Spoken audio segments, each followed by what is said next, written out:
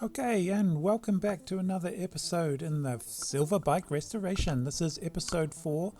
I'm just doing a voiceover here, and you will remember last time we painted up the stem, lovely golden paint that it is. I've got a few shots here just showing how nice it's turned out.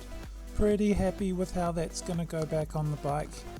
Remember we painted up those bolt heads as well, and this outer bearing race here is looking very nice and shiny, so we're going to put that on later. For now, we're going to dive right into disassembling the various brake components on the bike. This one here, we've got a little shot of the overall B-roll shot of the brakes themselves, fully coated in rust and cobwebs. Right, this is the action sequence. Here we go. Let's take these brake pads off first. This one here, I can't even get the Allen key into the nut, but eventually it cracks open. And here we go. We're going to take this one off first. Yeah, not too bad inside. Get that cobweb out of the way. You might be able to hear the cat in the background. She's not called Mrs. Meow Meow for nothing. Let's put this nut back on here. What you do with all of these things is put the nuts back on the end of the bolt so you don't lose them. And as I'm going to take these off, I'm just discovering that this brake arm is particularly stiff and horrible, so we'll discover what's happening with that in a minute. Firstly though, let's take this brake pad off. This one comes off a lot more easily than the other one. Each of these has two convex washers behind the brake pad head itself and beside the nut. That allows you to pivot and make sure that the brake pad is adjusted completely onto the rim of the bike wheel. Now I'm going to take the bolt out of the stud, is what I'm calling it. The stud is the pivot part that's welded onto the forks there.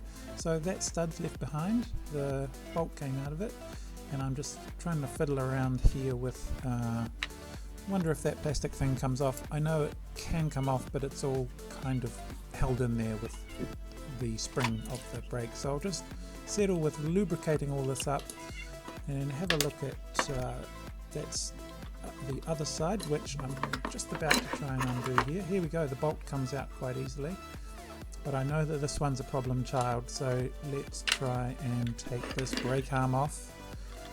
The bolt's out, and what's happening here? Give it a bit of persuasion. I may need a screwdriver.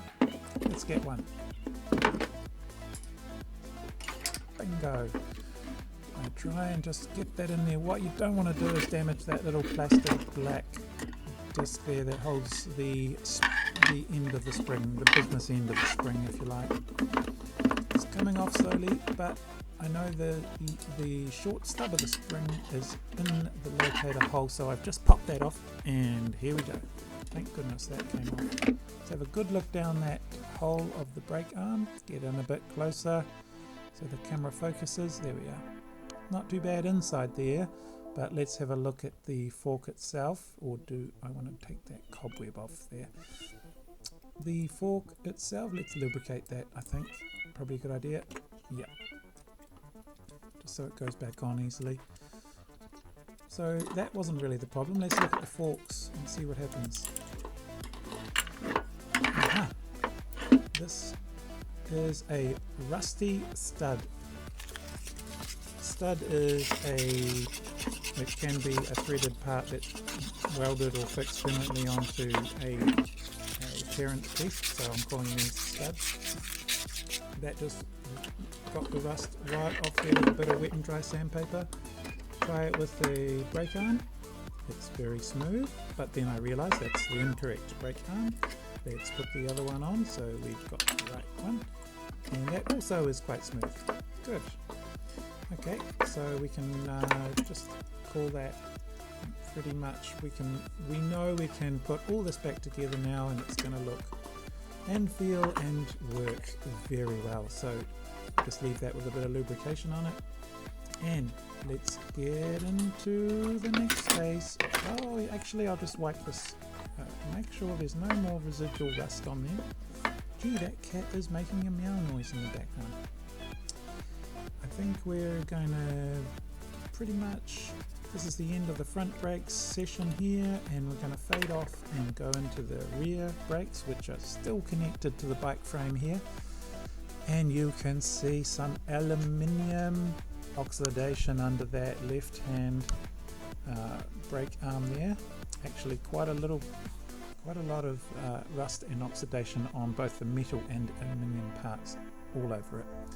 So this is a little bit of B-roll that I shot earlier, just to show you the extent of the brakes. And now we're going to fade off and get into actually doing the brakes.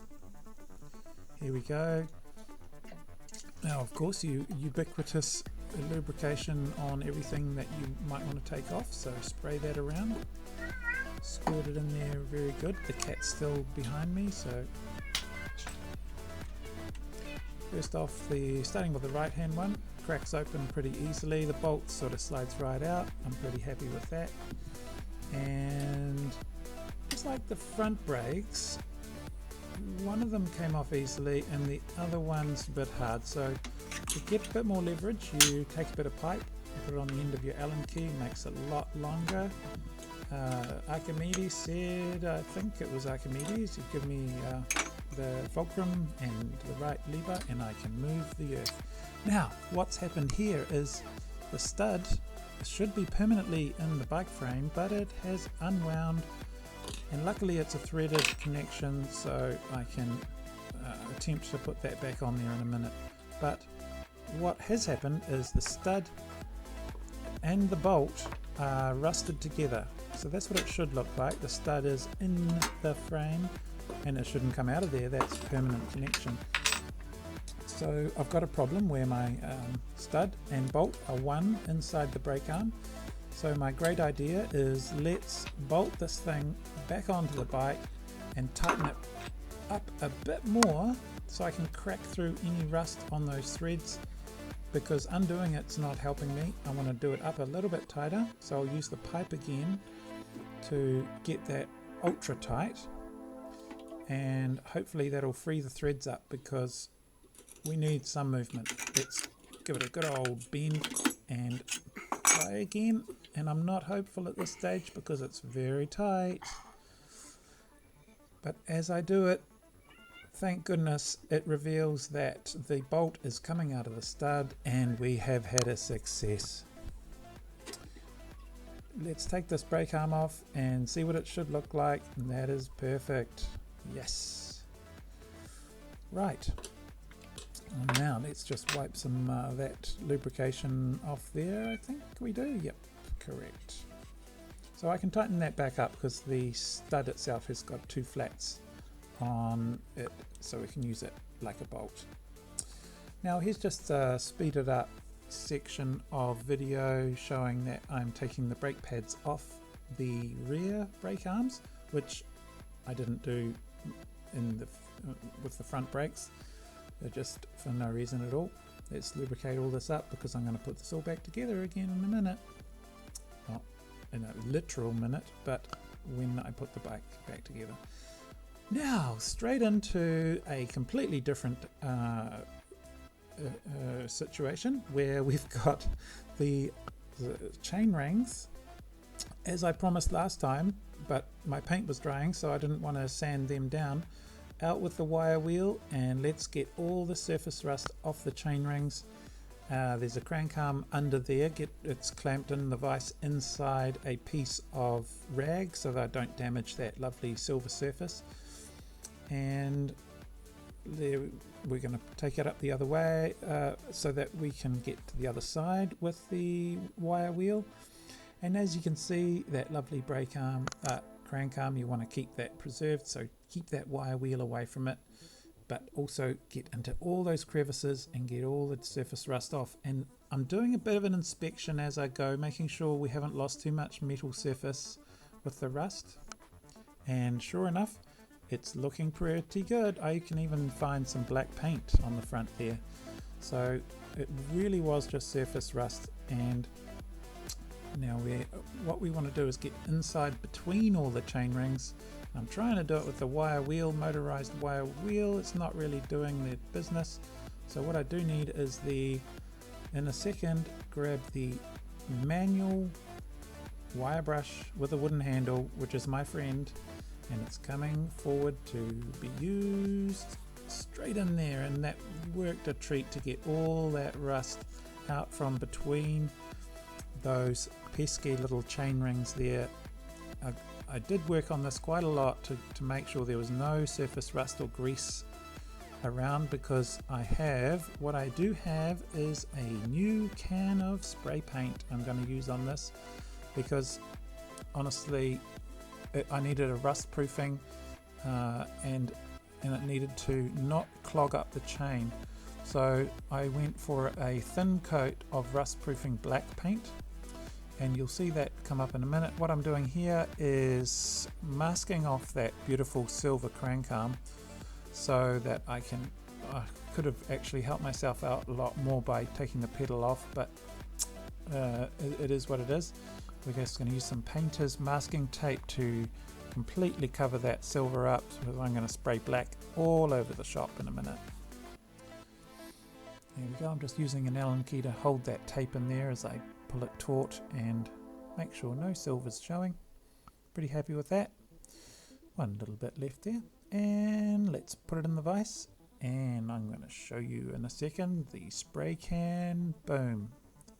Rust-Oleum. It's trusted quality since 1921. A paint and primer in one. Also bonds to plastic, wood, metal, everything. It's amazing. Here we go.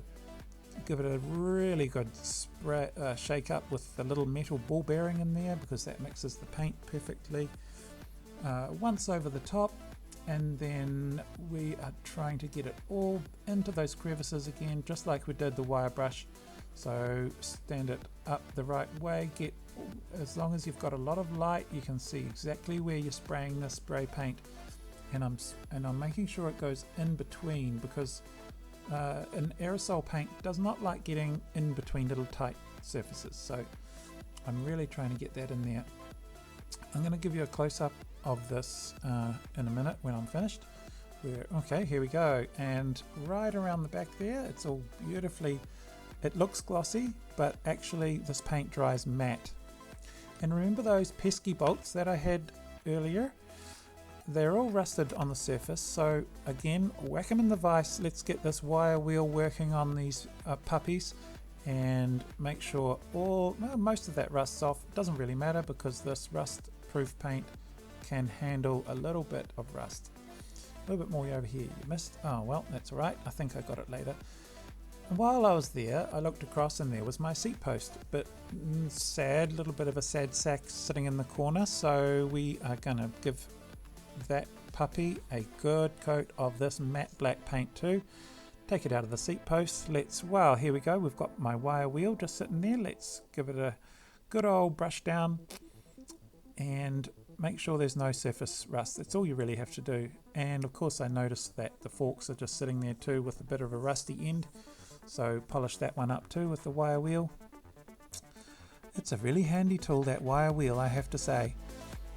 Now, once that's kind of sorted out, I think we're going to need to wipe everything down with a rag. And as I'm there, I know the seat post has had some grease put on it when it goes into the seat tube. So we want to get all that off.